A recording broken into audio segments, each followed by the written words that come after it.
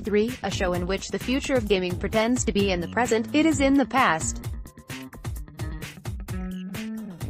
Those demos that may or may not represent the final quality of the games they preview? All locked up. Reviews and roundups by writers who hit reasonable deadlines.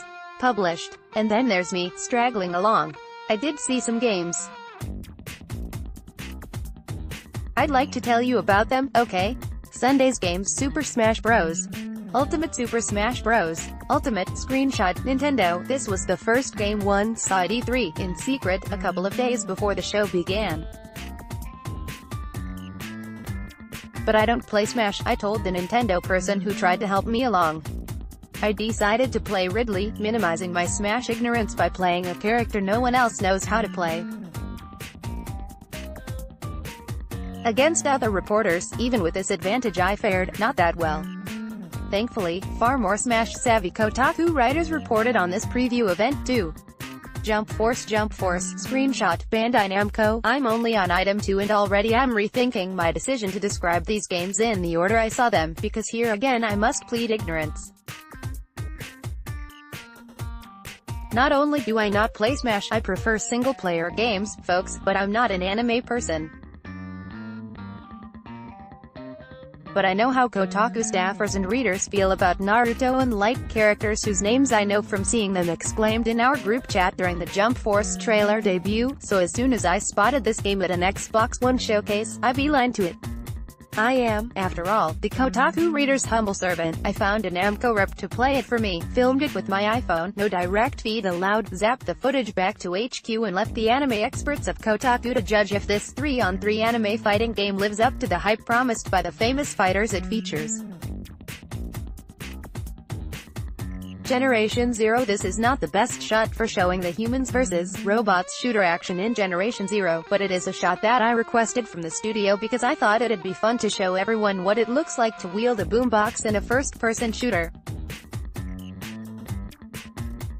You can drop it in world as it plays music to distract enemies. See more action-packed shots here. Screenshot, Avalanche Studios. I got a behind-closed-doors look at Generation Zero, a self-published game from Avalanche Studios, Just Cause, Mad Max, coming to Xbox One, PS4 and PC next year. It's a scrappy, sprawling first-person game for 1 to 4 players and is set in an alternate timeline 1980s Sweden where people are at war with robots. On their Steam page, the developers call it an explosive game of cat and mouse set in a vast open world. In the demo, one of the key features shown involved pinpointing parts of robots to affect their behavior. For example, you blind them by shooting their optic sensors, or hobble them with a hit to their hydraulics. The game leans heavily on its 80s setting. For example, players can wield a boombox and set it up near enemies while it plays music to cause a distraction, a classic pastime known full well to anyone who grew up in that decade. Monday's games: The Division 2. The Division 2, captured from my playthrough of the game's E3 demo as a few other reporters and I tried to take back control of a wrecked Air Force One. I saw this one under a veil of secrecy a few hours before Ubisoft's press conference, though a trailer had debuted at the Xbox event the day before. During this session, the producer who had served up a spiel about the game before our hands-on time called the assembled press agents, as if we were characters in the game. The reps kept reiterating an odd but telling promise of a satisfying post-game, likely because Division 1 was thrashed for having a bad one.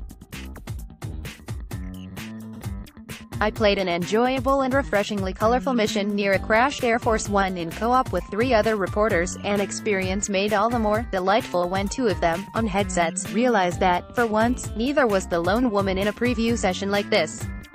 Mario Rabbids Donkey Kong Adventure. Donkey Kong tosses Rabbid cranky in this PR shot of Mario Rabbids' new expansion. Screenshot, Ubisoft. Several hours after Ubisoft's press conference, I went back to their game preview loft and played some of the Donkey Kong expansion for the XCOM like Mario Rabbids game. It was fun, and similar to the main game, and is out this week. And we just streamed it. Moving on. Starlink, Battle for Atlas. Star Fox is R-Wing in action against an enemy in this PR shot from the Switch version of the unexpectedly interesting Starlink. Screenshot: Ubisoft toy-based games do not interest me. But the flailing fortunes of Star Fox, whose Fox McCloud will be in the Switch version of this game, do. Surprise! This sci-fi interplanetary combat game looks beautiful and vaguely resembles a No Man's Sky, but with planets designed by hand, not procedurally by a computer program, mixed with a toy game. You also don't even need to buy the toys, since you can get the ships, pilots and parts they unlock digitally at a discount. Is that better than just being able to buy the whole experience for a flat £50? Probably not, but the demo of the game at E3 was impressive enough that I went from not caring to caring. An E3 win for somebody. Skull. The main ship in my sights is controlled by AI, but other player pirates were sailing nearby. My body was still extremely jet-lagged when I finally played Skull. Since this never sinks in, I will repeat, you don't play on foot. It's all ship stuff. You unlock various ships. The game's sectors of 18th century Indian Ocean provide a mix of PvE and PvP. It looks great, but I still don't get how they're going to fill this game with enough interesting things to do. Won't it get old fast? Especially if you can't go out on foot. But they've got 5 studios on this, including my favorite Ubisoft Satellite, Ubisoft Sofia, Assassin's Creed Rogue, the Cyrene area of the Sea Origins, Dead Pharaohs DLC. The main team is Ubisoft Singapore, who did the enjoyable sailing portions of the AC games. Tuesday's games: Overcooked 2, captured from a quick, frantic co-op session at Nintendo's booth. Fun co-op cooking game. And levels can transform now, I was told. But, no offense, I went to Nintendo's booth at E3 hoping to play the new Fire Emblem. It wasn't at the show. Let's Go Pikachu official imagery of the new Let's Go Pokémon game. The kid on the right is using the game's surprisingly comfortable optional Pokeball controller. Photo: Nintendo. I tried this so briefly, just to get a feel for the optional Pokeball controller that will be sold alongside the game in November. You hold the ball in one hand, using the nub on the little circle as the control stick, and a pressable area under your pointer finger as an action button. To catch Pokémon, you gesture as if you're throwing the controller, but for better or worse, you don't actually throw it. So much for realism and historical accuracy. The Last of Us, Part 2. The Last of Us, Part 2, screenshot, Sony. This was hands-off, eyes-on. I watched the game's creative director Neil Druckmann play the game's E3 demo, the same one shown during Sony's E3 press conference. This is a third-person action game with some extreme close-quarters violence. When the demo ended, I was told I could speak to Druckmann before the hour. I waited for other reporters to do their interviews. Waited some more. Discovered the Smash Bros. Ultimate footage I'd captured in the Nintendo booth right before playing Overcooked didn't upload correctly, rushed out to the press room, re-uploaded, rushed back to Sony's booth, got to Druckmann and had a 10-minute chat about how the game's enemies have gotten smarter for the sequel, the consequences of having a jump button and the intent of the game's intense violence. View. Ghost of Tsushima. Screenshot, Sony. This demo too was hands-off, eyes-on. Creative director Nate Fox talked about this samurai action game from Sucker Punch, the Sly Cooper and infamous studio that's been working on this game since 2014. They've at least got a slick, beautiful E3 demo out of it and hopefully a fun game, too. I've enjoyed the airy feel of bounding through Sucker Punch's earlier games and I'm eager to play something new from them, even if this one seems more grounded. Fox and I spoke afterward about creative influences, the value of tension leading into video game combat situations, the extent to which he'd checked if the Assassin's Creed people were also working on a feudal Japan game, and the extent to which he sweated over it bullets. Wednesday's games. Demon X Machina. Demon X Machina? Screenshot. Marvelous Interactive. I watched the director of this Switch-exclusive mech combat gameplay while we had a really interesting conversation about the game and about technology, and I'm going to write it up in another article. Stay tuned. Shadow of the Tomb Raider. Shadow of the Tomb Raider. Screenshot. Square Enix. Here, the signature E3 experience, in a small room in the middle of the sprawling Square Enix booth. One of the game's lead writers, Jill Murray, who has written for some of the most interesting Assassin's Creed games, gave a mostly canned demo of a video capture of a playthrough of parts of the game. She showed off some promising but impossible to judge features, like the game's hidden Mayan city where Lara Croft can apparently learn to deal with people in non-violent ways in between the standard tomb raiding and stealthy murdering. And then, when the presentation was over, we were able to play the game's E3 demo, which looks slick and similar to the preceding game in the series, Rise of the Tomb Raider, such that the main feeling I left with was, yes, this feels as great as the old one. But it's also possibly just more of the old one, and I don't know if that's fine, or if we need more. Or if this game in fact has more, but that's not what they wanted to highlight at E3. So I guess I'm fine and I'll go to my next E3 demo now. P.S. You can pet the llamas. Madden NFL 18. Madden NFL 18. Screenshot. EA, sort of.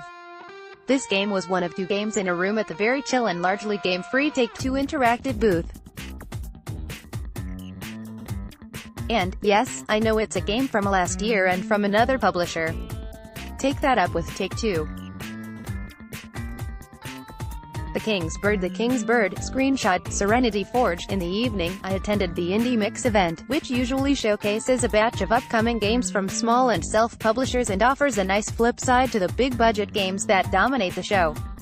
In the King's Bird, you leap, build energy as you fall, then use that energy to turn your fall into an ascent that can continue until you hit another surface and reset yourself to jump and start the cycle anew. The result is a flowing side-scroller that I wanted to love, but that was too punishing for me.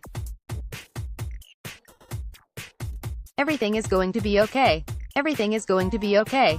Screenshot. Alien Melon. The Indie Mix event was on the roof of a building that was about a dozen stories high. There's a pool up there, and this game was next to it.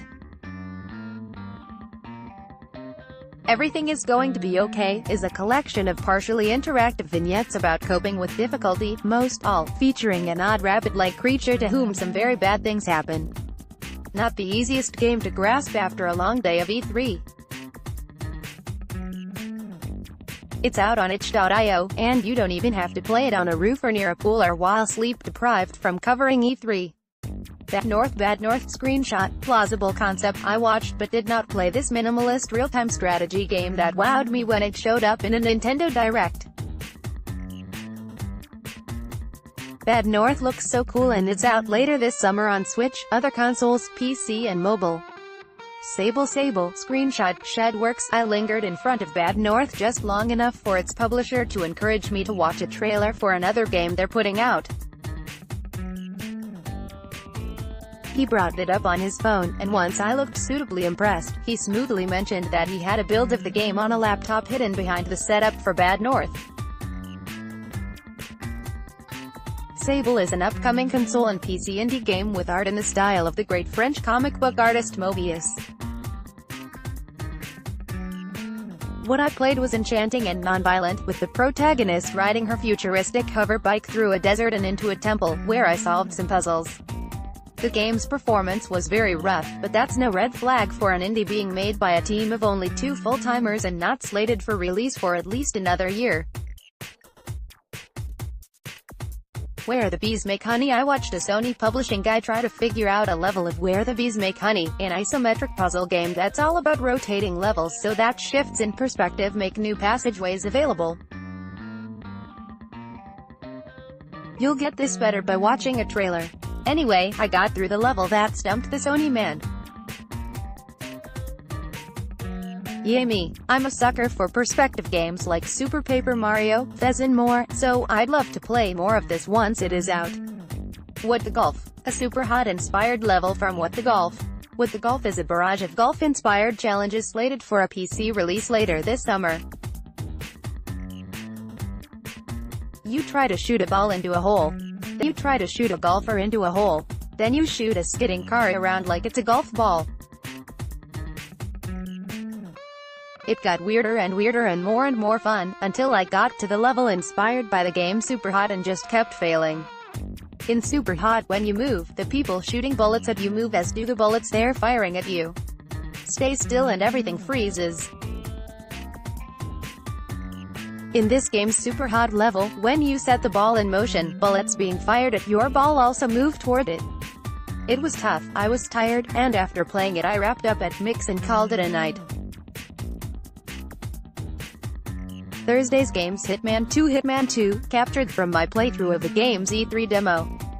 The developers point to the ability to hide in crowds as one of the new options available in the sequel. As Agent 47, I snuck through a Miami raceway, disguised myself as a member of a pit crew and planted a bomb on a race car. Hitman 2 will not be episodic like the last one. It will still have good outfits. It was another of those more of what was good last time E3 demos. LEGO DC Supervillains, a character upgrade moment, captured from my playthrough of the E3 demo of LEGO DC Supervillains. It took me a minute to get what the deal is with LEGO DC Supervillains. Yes, it's yet another LEGO game, but this time you're bringing a custom character along, slowly unlocking superpowers for them, creating your own villain. Fine, although I think I'd rather focus my time controlling Lex Luthor, Solomon Grundy or Cheetah. The screen showing the number of unlockable characters was full of mystery icons. Let's hope one of those is for the quiz, the old Doom Patrol villain with the best superpower ever, every power you haven't thought of. Concrete Genie, screenshot, Sony. Sure, I like my Last of Uses and God of Wars and Horizons, but I've also always cherished the part of Sony that'll put out an Echochrome or Puppeteer. Concrete Genie is another one of those smaller games from a particularly small and young team that wanted to make a game about a boy who paints magical monsters into virtual life on walls while coping with local bullies. It's beautiful and easy to root for, though I'm not yet convinced it'll have a sufficiently satisfying gameplay loop. I hope it does, because I like to see first parties back games like this. Control, screenshot, Remedy, 505. Shame on me for missing my first appointment to see the new game from Remedy, the studio behind of Max Payne, Alan Wake and Quantum Break. Shame on me twice for being late to the rescheduled appointment. But on the third try, I was glad I didn't miss seeing a game that makes good use of the slowed-down firefights that the studio pioneered, mixed with anti-gravity powers and topsy-turvy setups in a massive building full of surprise encounters. I didn't fully get what our hero Jesse Faden will be up to, but I trust Remedy to deliver satisfying action and a weird narrative. The game is slated for release next year on PS4, Xbox One and PC, but who was that knocking on the door to check the game out after my demo session ended? Why, it was Nintendo of America President Reggie Fils-Aimé and a crew of other Nintendo employees. It's not uncommon for platform holders to check out a wide range of games at E3, but how could I not mention that? Super Mario Party, an official photo showing how one of Super Mario Party's two-screen games can be played. Players can drive tanks from one screen into the next. Photo, Nintendo. I wasn't allowed to play it, but I did manage to get a private demo of Super Mario Party's clever multi-screen minigames. Experimental and weird. Nintendo is the best Nintendo. Beyond good. Catch a glimpse of gameplay from the game, which is still rough and very early, in this clip from Ubisoft's E3 press conference. I saw the fabled sci-fi adventure Beyond Good. At this year's E3, once again behind closed doors, the developers played a more involved game that still has a long way to go. They showed some combat, emphasizing that the game will be playable in two-player co-op, then some hoverbike racing amid airborne traffic in the build's futuristic city. After some hoverbike dogfighting, they showed off the zoom-out thing all the way into outer space. Had I not seen the Zoom thing a year ago, I'd have been excited. The game's lore is interesting. Before the playable stuff, two developers detailed BG. The promise is that, as space pirates and with all this on and off planet gameplay potential, we'll have an epic sci-adventure. I can't tell how a game with the vast scope of letting players hop from planet to planet is going to come together. They've got time, but it still seems to be in early stages, even after all these years. This demo felt mostly like reassurance that, yes, they're still making it. Notably, while the demo room was full of developers, Michel Ancel, the developer most associated with BG. They said he's still working on it though. Kazuo after Beyond Good. With 15 minutes of E3 left to go, I bolted back out to the show floor to see if I could find more games. In an indie gaming area near Sony's booth, I found Kazuo, a student game that plays out like a room-style puzzle game in which you're unlocking locked things, but in life-size first-person VR. Centipede, the officially licensed Replicate version of Centipede. That tiny trackball works. So there's this game where you control this little thing that shoots from the bottom of the screen while a centipede descends from the top of the screen and wiggles its way down mushrooms or something. You control it with a trackpad. Heard of it? The version I tried played on a mini arcade cabinet that is 1 foot tall.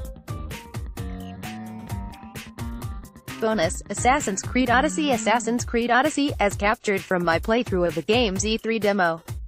If we loop all the way back to about 2 weeks before E3, I saw Assassin's Creed Odyssey in advance of the show and published absurdly detailed impressions during the show. Couldn't leave that out.